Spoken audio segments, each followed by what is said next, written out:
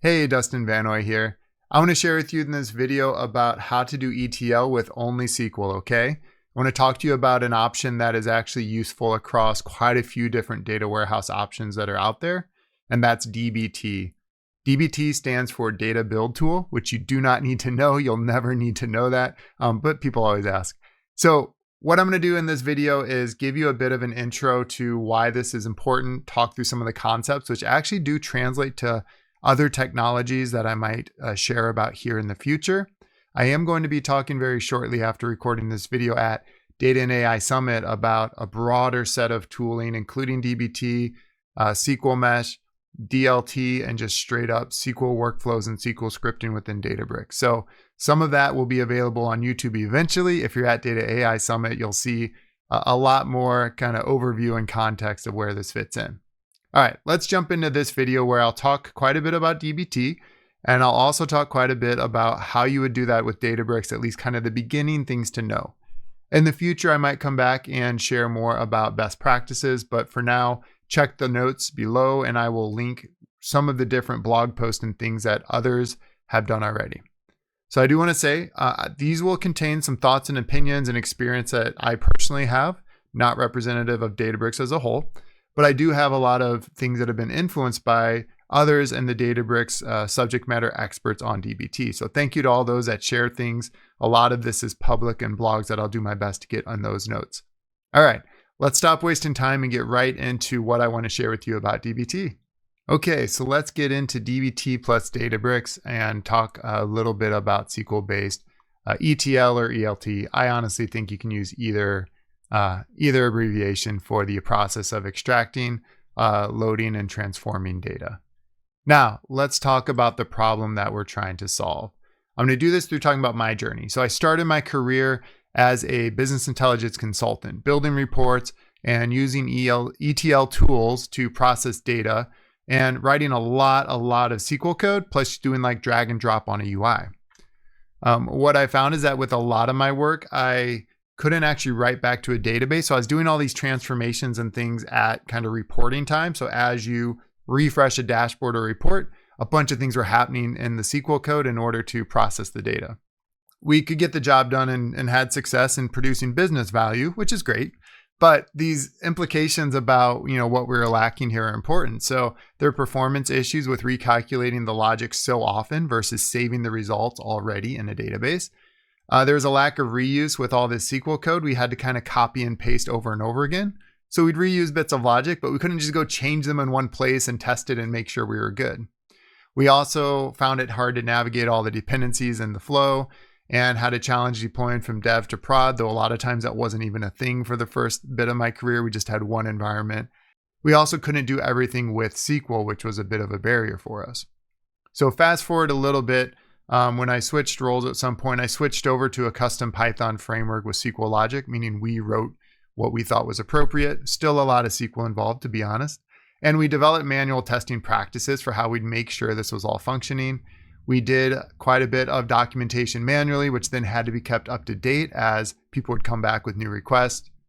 We had a lot of complex dependencies that we had to figure out either with our documentation or we just knew, right? Tribal knowledge is the word we use in the industry for that. And then we had a lot of dynamic query strings, which are fine, but you're kind of testing by looking at the string and making sure it looks right, and then copying and pasting it a lot of times to run it. It's a little bit harder to process this way than what I'll show you with dbt. So we thought there had to be a better way. Now, I haven't checked when dbt actually started to gain traction. It was sometime during this thing. So we'd written our framework before we ever heard of dbt, but someone did come back and talked about how great this was. And so here's what I want you to know about dbt to really get you started. So first off is that it is a dbt model is a common term that you're going to need to know. And it is essentially a SQL select statement if you're doing SQL models, which is what I'll focus on in this video. I'll give you a quick note that there are Python models, which is another great topic I'd love to talk about another time. With SQL models, we have this SQL bit of code, but we have a bit of templating in there. If you look closely, you'll see that I have these ref statements inside curly braces, which tell me that I'm dependent on other models in my flow, okay? As you're working with it, you will essentially, dbt will for you compile this model into the code that gets run. So you can see what this looks like as actual SQL code in the middle box on my screen. And you also can, you will then run this thing, which will create a table or a view or potentially some other type of object or block of code. But let's just think of tables or views for now. So in my database, my data warehouse solution, I can go and see this as a table or a view once it's done. So that's the idea. We go from model to compiled code to an actual object in a data warehouse. Now, as you're working with that, one of the things that dbt offers is this ability to view your DAG. DAG stands for Directed Acyclic Graph. People might quiz you on that one, though you also don't really need to know what it stands for. It just means we can see the dependencies and the lineage between these models. And so I have a very simple flow here. Trust me, it gets much more complex than this. But we have this ability to actually navigate a little bit, zoom in on our full dependency graph, which is a lot harder to build on your own without a tool like dbt in the mix. All right, we're going to take a moment to talk about working with Databricks because this is probably a hot topic and this comes up a lot. So the very basics, best practices I want you to know if you're going to work with Databricks with dbt is to use the dbt Databricks adapter. This is what dbt Cloud will use by default when you set up a Databricks connection, so you're good to go there. If you're working with dbt Core, which is the open source version of dbt, you'll want to make sure that you're setting things up with the dbt Databricks adapter. And that will allow you to use Unity Catalog, which is the best way to work with data within Databricks and starting to become more of a catalog that can be used from other sources beyond Databricks as well. We have a lot of integrations that we use daily with that. Now, another important thing, and this is probably something I won't convince you in this one video, but I do want to bring this up, is the best place to run this in Databricks is the serverless SQL warehouse. Here is why. It's going to spin up quickly when you kick off that dbt job. dbt is really meant for batch, so we're probably talking that we will run this code once a day, once every couple of hours. I do see much tighter timelines than that, but usually we're not running it more than once an hour, or kind of the heaviest I see is a few times an hour, okay? So when we run this, we can spin up that warehouse right away. Basically, the compute spins up, the storage is always separate within Databricks, and we're going to get really good concurrency handling as we move through that diagram I showed you, that DAG. You could potentially go from, a couple of large tables being processed early on in this flow to multiple, tables processing in parallel. And you would actually want to run all of those in parallel on your warehouse. And you don't want to pay for the max compute that you need at peak time. You want to pay only for the compute you need at each point in the processing. And that's where serverless comes in. Serverless can, assuming you set the boundaries correctly, scale up, handle that concurrency, and then scale back down when you don't need it. It also auto-terminates pretty quickly. If you keep your settings pretty aggressive, auto-terminate after 5 minutes, or maybe even go down lower if you really want to. That will make sure it turns off pretty quickly when your job is done, assuming nothing else is going to use that warehouse. And then finally, I think the query history and the profile that comes with the serverless SQL warehouse is an easier way to monitor and understand what's going on.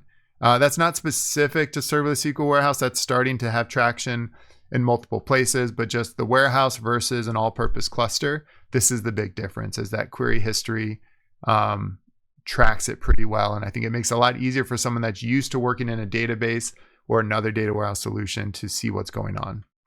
Okay, hopefully I convinced you on using dbt Databricks adapter and I convinced you on serverless SQL warehouse. Let's talk about dbt Cloud. And this is what I'll demo in this video. I hope to come back with a little bit more prep about developer environment to show you the open source dbt core and some ways that you may want to do that. But for dbt Cloud, it's actually really easy to get up and running, which is why I'm going to demo it first. It's something that new users can just go into this cloud environment and work with it. There is a dedicated cloud IDE. It's so meaning it's specifically for dbt, and it gives you really good ability to see the compiled code, run one model at a time, view the DAG, run a bunch of models in that are upstream of what you care about, version controls built in, things like that. On that note, built-in CI/CD is another big point. So the version controls are like the starting point for CI/CD, but the ability to actually set up environments and set up deployments and triggers for running the dbt jobs is a really powerful thing that's built into dbt Cloud. There's also documentation in Lineage, which is automatically updating and generating and fairly easy to navigate. There's some tools that are available if you have dbt Cloud and have some sort of agreement with the dbt Labs team. One of those is dbt Explorer. It's a really good way to be able to navigate all of the things that exist. We see, I've encountered people that have hundreds of models, maybe thousands of models. Usually, I think somewhere around the 1,000 marks where you'll start to see guidance to break this up over multiple projects. But either way, being able to navigate that and understand what's happening without manual documentation is really critical. And that's something dbt Cloud offers for you really well. Other things that come up that I'm not going to cover because I'm not really as much of an expert as I'd like to be before I talk about them are things like dbt Mesh, the metrics layer that dbt offers. These are things you might want to look into and see kind of what's the difference between cloud and open source. There's probably a few others I'm forgetting. I think I forget the status of being able to run, across different data warehouses and still have your projects well integrated, which I think relates to dbt Mesh, but also has some extra capabilities that came along pretty recently. Okay, now we're going to take a quick look at a dbt Cloud demo, and then I'm going to come back and talk to you some about why Databricks is a good fit for this. Okay, here we are in dbt Cloud. I'm on my dashboard screen where I can see that I have some different job runs that have happened. I can go and navigate to Develop and choose the Cloud IDE. This is the cloud environment for development. In here, I have some models open already. Let's take a look at my DIM broker model, which is one of the more straightforward ones.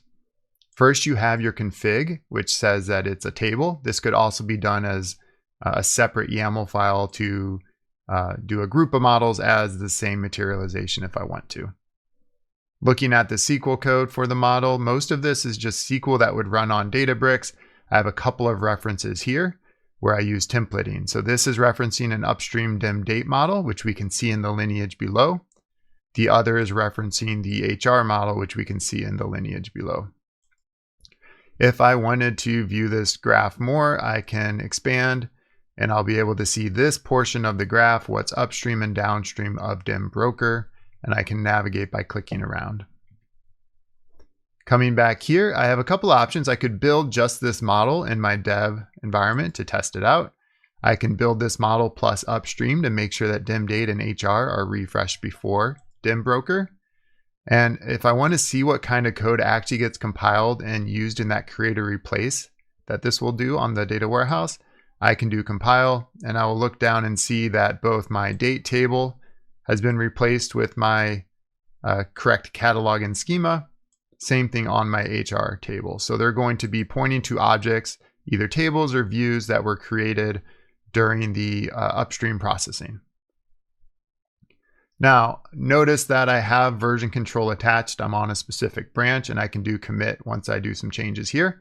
And I can do all my file navigation to look at other models, or I can use the lineage to navigate. If I want to look at how I would configure jobs, I have a couple jobs configured already. Let's take a look at prod real quick. So if I go to my settings, I can see that I gave it a name. I chose a specific environment that's configured with a catalog and a schema. I also could choose to add additional commands here and to generate the docs on run. And then I have options for schedule. I can schedule it on a trigger, or I could schedule it after another job finishes. And then there's some advanced settings if you need to change things like the number of threads, the number of concurrent models I can process. Looking at a job run that I did manually, I can see what a successful run looks like. You can look at model timings through a view like this. The lineage is available here for navigation, and we have the artifacts, which are the compiled models are all saved if I need to go back and see what was compiled during the run. Quick look at a failed run. What I was able to see here is that if I browse for errors, I can see down at the bottom that I had an error on fact watches, and it was basically telling me that I had not enough fields in one of my models and I had to go fix that.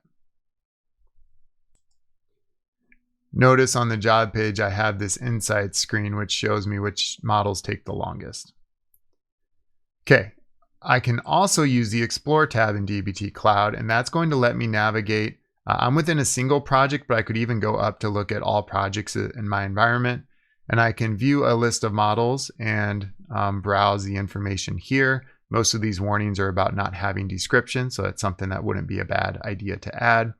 If I go back to my overview, I can also choose to view the lineage from this place and do some filtering. So I'd probably filter on only my models. And now I have lineage that I can look at, and I can select the tables the models I want to see more about and view them here. So that's our quick look at dbt Cloud. Obviously, there's a lot to it and things you can do that I did not cover, but hopefully that's a good idea of what dbt Cloud looks like and how it can help you in your development experience, and should be pretty easy to configure both your jobs and your development environment. Here's some Databricks key benefits that I think are really critical, particularly thinking about those that are using dbt and why they might care. So Databricks is a lakehouse platform. It's actually a data intelligence platform. It's evolved beyond simply the lakehouse concept. But let's focus in on this lakehouse idea that's been around for a while, which is that we are looking for something that Databricks offers, which is like true consumption-based pricing. We're paying for the compute that runs. The storage is separate, and we don't have to keep things running all the time in order to have a lot of data and hit our peak workloads. We want to scale up and down quickly. The data that is saved in our environment is actually saved in our cloud storage in an open format so that it doesn't get locked in to be only accessible via one platform.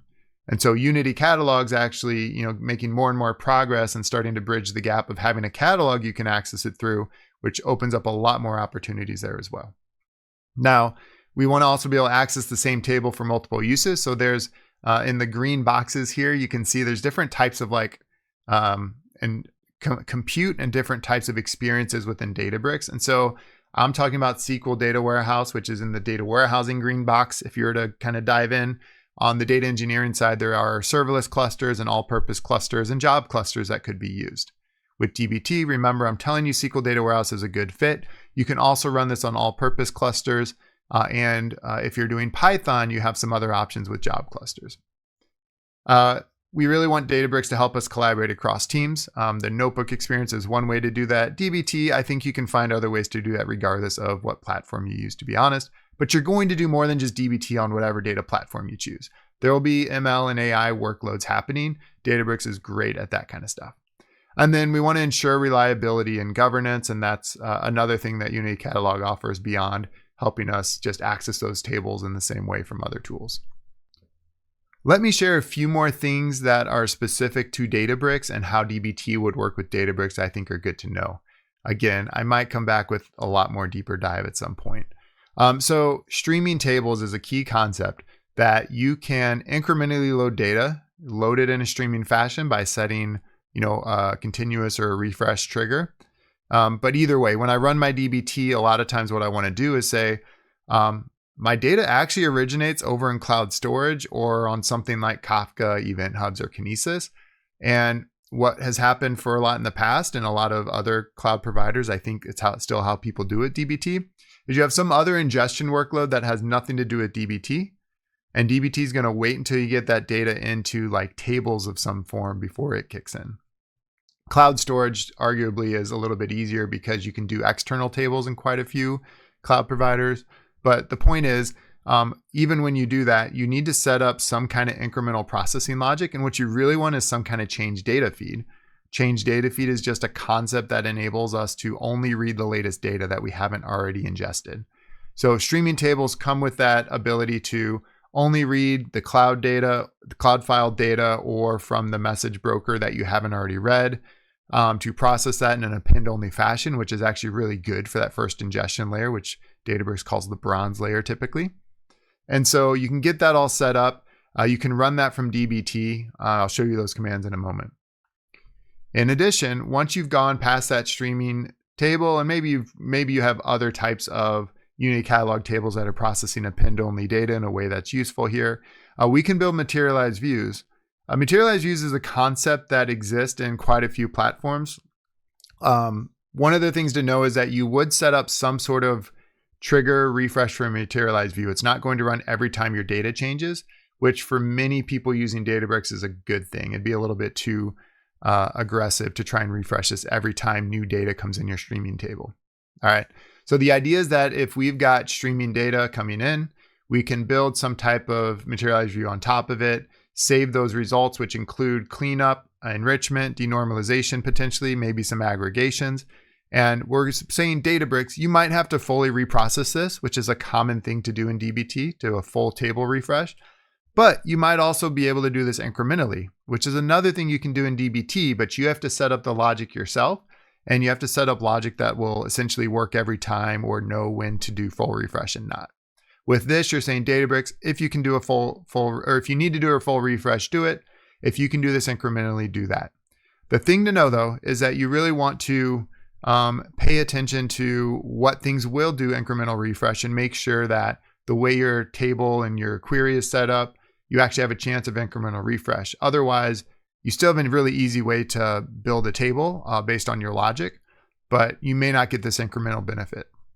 You also need this to be running on serverless, but what I'm telling you with dbt is we're going to run this from db where we can do streaming tables or materialized views, and that will automatically kick off something that happens outside of your data warehouse. There's like a background compute that happens to do this work. So if you're going to go this path, I'd say looking into it a little bit more is nice so that you understand where the costs are going to come from and how much this impacts your data warehouse.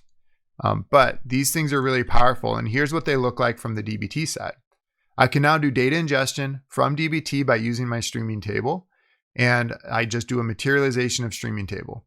From there, I use this restream syntax, and then if I'm reading cloud files, I do a read files, and then I put the relevant information within there. Okay, and that's going to be a streaming table. It's going to create or refresh it, and when it's doing the refresh, unless I'm triggering some kind of full refresh somehow, it's going to be incremental every time and not do a bunch of processing of data it's already processed. All right, really powerful stuff. Then we look at materialized views. Here's an example that has a good chance of processing incrementally depending on how we load our data and how much data we have.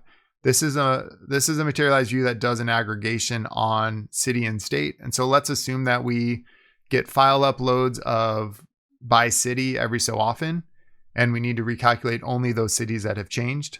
This is the concept that we'd be going for with incremental refreshes via materialized views.